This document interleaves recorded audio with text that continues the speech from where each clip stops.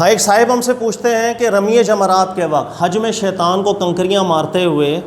ہم نے یہ دیکھا ہے کہ اکثر لوگ جذبات کے اندر آ کر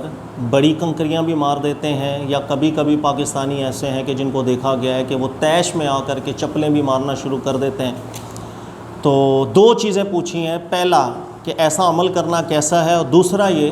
کہ جس وقت رمی جمرات کی جاتی ہے تو کیا یہ جو رمی ہے، پتھر ہے، یہ شیطان کو لگتا ہے یا نہیں۔ ایک اچھا سوال ہے، چونکہ آج کل حج کے بھی دن ہیں تو میں اس کو سمجھا دیتا ہوں کہ پہلی بات ہمارے یہاں مشہور ہے کہ جس وقت رمی جمرات کیا جاتا ہے تو یہ کنکریاں شیطان کو لگتی ہیں۔ یہ بات ایسی کوئی ہمارے دین میں بات ثابت نہیں ہے کہ جب ہم یہ کنکریاں مارتے ہیں تو وہ کنکریاں جا کر شیطان کو لگتی ہیں۔ ایسی کوئی چیز نہ اللہ نے بیان کی ہے، نہ رسول اللہ صلی اللہ علیہ وسلم نے تعلیم کی ہے۔ شیطان کو اذیت دینا یہی ہے کہ جب آپ اللہ کی اطاعت کرتے ہیں اس کو تکلیف ہوتی ہے، اس کو اذیت ہوتی ہے۔ شیطان جب اذان کی بھی آواز سنتا ہے تو اس کو تکلیف ہوتی ہے کہ لوگ توحید کے نعرے بلند کیوں کر رہے ہیں۔ تو شیطان کو اذیت ہر اللہ کے حکم سے ہوتی ہے، لہذا کنکر مارنے کی اس کو ضرورت نہیں۔ یہ جو رمی جمرات میں ہم کنکر مارتے ہیں، جس کو ہمارے عرف میں بولا جاتا ہے شیطان کو کنکریاں مارنا، یہ ایک عرفی ڈائلاگ ہے، لیکن اس کو حقیقت نہیں سمجھیے گا کہ وہ شیطان کو پتھر لگ رہے ہوتے ہیں، ایسا نہیں ہے۔ بلکہ یاد رکھیے گا کہ یہ ایک تذکرہ ہے۔ تذکرہ کا مطلب کیا ہوتا ہے میں سمجھا دیتا ہوں۔ ہمارے دین میں تذکرے کی بڑی اہمیت ہے۔ آپ قرآن پاک کو پڑھیں تو اللہ تعالیٰ نے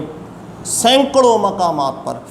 وذکر کے صیغے ارشاد فرمائے، یاد کرو، وذکروا نعمت اللہ کی نعمتوں کو یاد کرو، فلاں نبی کا واقعہ یاد کرو، فلاں نبی کا ذکر کرو۔ ذکر کا لفظ، تذکیرے کا لفظ اللہ نے قرآن میں بیشتر جگہ ارشاد فرمایا۔ اس کی وجہ یہ کہ انسان کی سوچ، انسان کی فکر اور انسان کی نفسیات پر اس کے تذکیرے کا بڑا دخل ہوتا ہے۔ میں اگر بری چیزوں کا تذکرہ زیادہ کروں گا، سوچوں گا زیادہ، تفکر زیادہ کروں گا، اس کے نیگیٹو اثرات میرے اوپر زیادہ رونما ہوں گے۔ میں اگر تذکرہ، فہم اور سوچ کو اگر اچھی جگہوں کے اوپر لے کر جاؤں گا تو میں اس کے سائیکولوجیکلی ایک نفسیاتی طور پر اثرات اچھے میرے کو دکھنا شروع ہو جائیں گے۔ اور اسی لیے مبارک ہستیاں انبیاء کرام علیہ السلام کا تذکرہ، اللہ کی نعمتوں کا تذکرہ جا بجا اللہ نے قرآن میں کیا، وَاذْكُرُوا نِعْمَتَ اللَّهِ عَلَيْكُمْ، اللہ کی جو تم پر نعمتیں ہیں اس کو یاد کرو، تاکہ انسان کی جو سوچ ہے بڑی پازیٹیو رہے اور اس کے پازیٹیو اثرات اس کے ظاہر ہونا شروع ہو جائیں، اس کے جسم پر، اس کی سوچ پر، اس کی عقل پر، اس کی زبان پر۔ لہذا تذکرے کی اہمیت ہے۔ دوسرا، اللہ نے قرآن میں فرمایا وَاتَّبِعُوا مِلَّةَ إِبْرَاهِيمَ، اللہ کے نبی صلی اللہ علیہ وسلم کو اللہ نے خصوصاً حکم ارشاد فرمایا کہ ملت ابراہیم کی اتباع کرو۔ ہمارے دین میں ملت ابراہیمی ایک بڑی اساس رکھتی ہے، بنیاد رکھتی ہے، اصل رکھتی ہے، اصول رکھتی ہے۔ اس لیے آپ دیکھیں گے ہماری عبادات کے اندر ملت ابراہیمی کا رنگ ہے، حج میں، باقی قربانی کے اندر، نمازوں کے اندر، کعبہ، بیت اللہ، مشعر حرام، سب چیزوں کے اندر ملت ابراہیمی کا بڑا خاص ایک دخل ہے، تعلق ہے اتباع کا، جو اللہ نے ارشاد فرمایا۔ لہذا جب اللہ نے ارشاد فرمایا کہ ملت ابراہیم کی اتباع کریں تو حضرت ابراہیم علیہ السلام کی اتباع کے اندر یہ رمی جمرات کی ایک سنت ادا کی جاتی ہے بطور تذکرہ کے، یاد دہانی کے۔ وہ شیطان کو کنکری نہیں لگ رہی ہوتی۔ تذکرہ یہ ہے کہ حضرت ابراہیم علیہ السلام جس وقت حج کر رہے تھے، یہ روایت آئی ہے، صحیح ترغیب کی روایت ہے، سند اس کی ٹھیک ہے، حضرت عبداللہ ابن عباس کی۔ ان سے بھی کسی نے پوچھا تھا یہ شیطان کو کنکری ہم کیوں مارتے ہیں، رمی جمرات کیوں کرتے ہیں؟ تو حضرت عبداللہ ابن عباس نے بیان کیا کہ اللہ کے نبی حضرت ابراہیم علیہ السلام جب یہاں پر تھے، مینا میں تھے، تو اس وقت شیطان نے ظاہر ہو کر کے آپ کو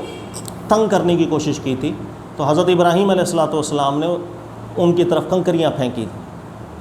تو آپ کی یہ ایک ادا ہے حضرت ابراہیم علیہ السلام کی، شیطان سے نفرت کی، اللہ سے محبت کی۔ یعنی کہ شیطان سے نفرت کا اتنا غلبہ تھا کہ جب وہ ورغلانے آتا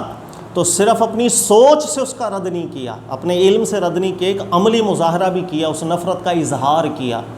تو شیطان سے نفرت کا جو اظہار کیا تھا حضرت ابراہیم علیہ السلام نے، اس سنت کی ایک اتباع کی جاتی ہے۔ پھر رسول اللہ صلی اللہ علیہ وسلم نے یہ رمی جمرات کی۔ شیطان کو یہ جا کر پتھر لگتا نہیں ہے، یہ ایک سنت کی ادائیگی ہے جو حضرت ابراہیم علیہ السلام کی ایک ملت کی اتباع تھی، ایک ان کی ادا کی اتباع تھی۔ اور دوسری بات یہ کہ ہمارے یہاں جوش میں، جذبے میں چپل مارنا، اس کی حوصلہ افزائی نہیں کرنا چاہیے۔ جس نے ایسا کیا اس کی نیت اللہ جانے، لیکن یہ عمل ہمارے دین میں بدعت بنتا ہے۔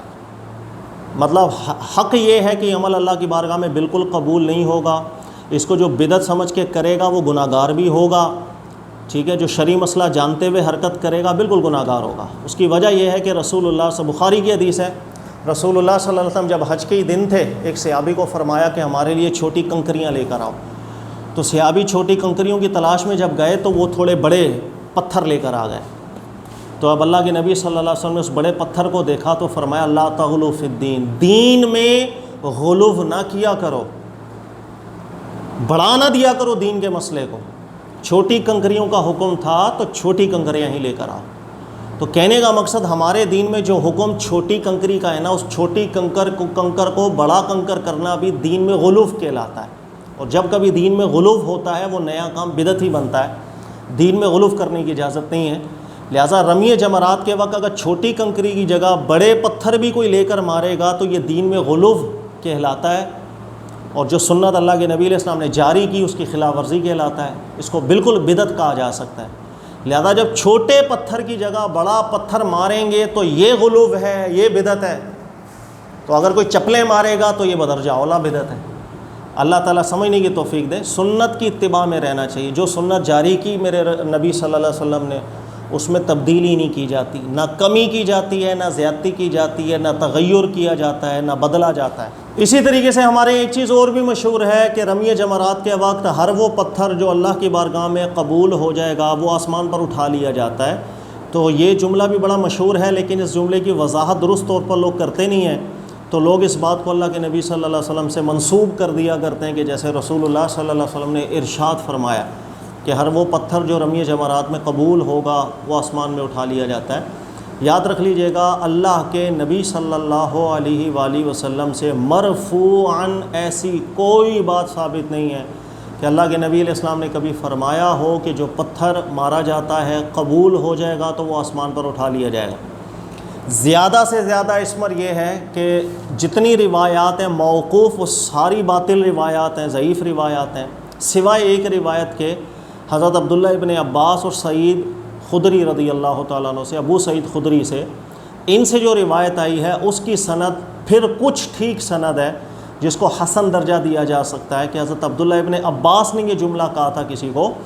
کہ ایک شخص نے آ کر آپ سے پوچھا تھا کہ کافر بھی رمی جمرات کرتا تھا حج کے دوران، تو یہاں کافروں کے پتھر بھی بہت ہیں، وہ مسلمان بھی رمی جمرات کرتا ہے، مسلمانوں کے پتھر بھی یہاں بہت ہیں، تو ہم انہی کافروں کے پتھروں کو استعمال کر رہے ہیں، تو مجھے کنفیوژن ہو رہی ہے۔ تو حضرت عبداللہ ابن عباس نے ان کو کہا تھا کہ گھبراؤ نہیں، کہ جو اللہ کی بارگاہ میں رمی قبول ہوگی اللہ اس کو اٹھا لیں گے۔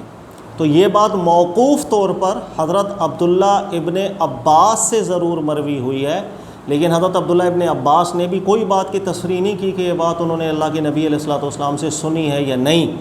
دوسری بات کہ محققین علماء کرام نے بھی اس روایت کو ذکر کر کے یہ چیز واضح کر دی ہے کہ آیا یہ جو بات ہے حضرت عبداللہ ابن عباس کی یہ مرفوع کے حکم میں ہوتی ہے یا نہیں۔ انہوں نے کہا اس بات پہ بھی کوئی دلیل ہمیں ایسی نہیں ملتی ہے کہ ہم اس کو مرفوع کے حکم میں بول سکیں، لہٰذا یہ بات ذہن میں رکھنی چاہیے کہ جو رمی کے وقت رمی پتھروں کی جاتی ہے وہ آسمان پہ اٹھا لیے جاتے ہیں، اس بات کا شرعی ثبوت اللہ سے، رسول اللہ صلی اللہ علیہ وسلم سے کوئی نہیں ملتا۔ زیادہ سے زیادہ روایت کے اندر ایک روایت حضرت عبداللہ ابن عباس کی ہے جس کی سند بالکل کچھ بہتر ہے بس، لہذا اس کو نہ اللہ کے نبی علیہ السلام کے ساتھ منسوب کیا جائے،